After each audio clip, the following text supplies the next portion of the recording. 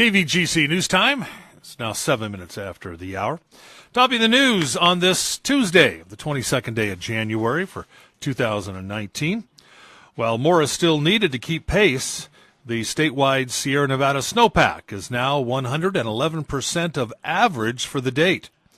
That's according to the California Department of Water Resources electronic sensors placed throughout the Sierra Nevada. The northern Sierra is at 113% of average. The central Sierra, which includes Amador and Calaveras counties, is 110%, and the southern Sierra is also 110%. The figures were boosted by the precipitation received over the past week. Department of Water Resources started recording the official snowpack readings in the early 1960s, which helps form the basis of the average figures. State water officials say we are in the midst of the wettest stretch of the year, and more snow is needed to keep pace.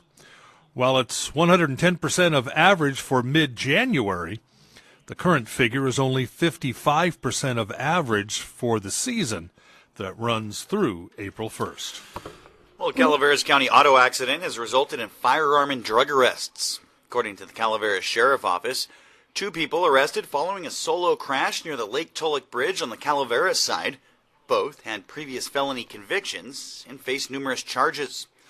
Officers arrested Thomas Christopher Galano, age 40, and Christina Marie Gramasfiero, 28, both of Stockton, shortly after their vehicle collided into a propane tank on O'Byrne's Ferry Road in Copperopolis. Now, there were no apparent injuries, and while the tank began to leak, it was quickly capped. A call for backup went out to Calaveras Sheriff deputies due to an apparent altercation involving the driver and passenger and possible drugs on scene. Galano is charged with being a felon in possession of a firearm, carrying a concealed weapon with a prior felony weapons conviction, making criminal threats, and possessing a controlled substance while armed. He also faces misdemeanor charges of carrying a concealed weapon on his person, possessing a controlled substance, and violating probation. Now, Gramasfiero, also a convicted felon on probation, faces similar weapon and drug charges and was additionally charged with misdemeanor resisting arrest. And after 14 years at the helm, Ann Platt is retiring as CEO of Sutter Amador Hospital. When Platt arrived in 2005, Sutter Amador was a beautiful, newly constructed, small rural hospital with limited resources for patients in several medical specialties. Well, she leaves her post, having greatly advanced the hospital, adding services that allow residents to receive care locally instead of leaving the county. She served as a board member for the Amador County Business Council, the Amador Surgery Center and Hospice of Amador and Calaveras, was also a member of the Jackson Rotary Club, and a board member of the Amador County Chamber of Commerce. Platt also took significant leadership roles in the California Hospital Association, where she advocated for rural hospitals in the state and across the country. Because of her community activity and her hospital leadership, Platt was honored as one of the 60 rural hospital CEOs to know by Becker's Review in 2016 and 17, and was also named among the 130 women hospital and health service leaders to know in 2017. Now, replacing Platt is Tom Dixon, who has led some of Arizona's most respected hospitals and has a proven record of excellence in patient care.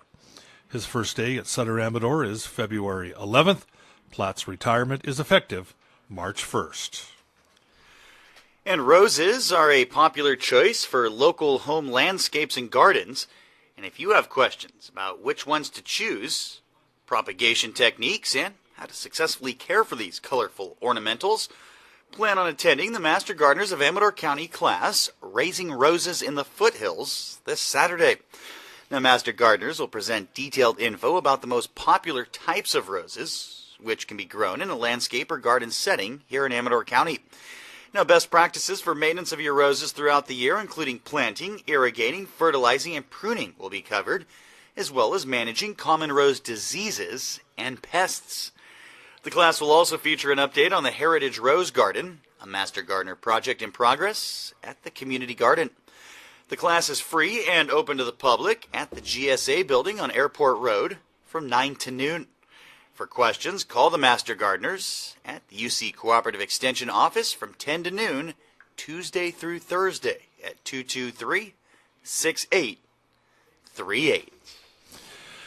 And the Amador County chapter of the National Alliance on Mental Illness, NAMI Amador, is holding an affiliate meeting and support group this evening in the multipurpose conference room at Sutter Amador Hospital from 5:30 to 6:30. The guest speaker will be Mr. Ken Baldwin, who has survived a jump off the Golden Gate Bridge in an attempt to commit suicide. Mr. Baldwin will be holding an hour-long QPR, which is Question, Persuade, Refer training session that's aimed at helping to save the lives of people who might be considering suicide. Then from 6:45 to 8 o'clock, NAMI will conduct confidential support groups for family members and individuals living with mental illness. If you'd like more information, contact NAMI Amador at 223-1485, extension 266. And weekly Poetry Out Loud workshop for student competitors being offered by Amador Arts every Tuesday through February 26th from 4 to 6 in the evening. The free sessions will be held in the Amador Arts Center, Highway 49 in Jackson in the Motherlode Plaza, and is handicap accessible. The POL workshops will be led by local professional, literary, and performance artist teachers who coach high school students on how to make their presentations the best they can be. Please register by calling Amador Arts at 256-8166. And that's a look at local news on a Gold Country Tuesday morning. From the KVGC News Center, I'm JD. And I'm Jim Geedy reporting. Remember, for the latest news, traffic, and weather 24 hours a day, visit our website, kvgcradio.com.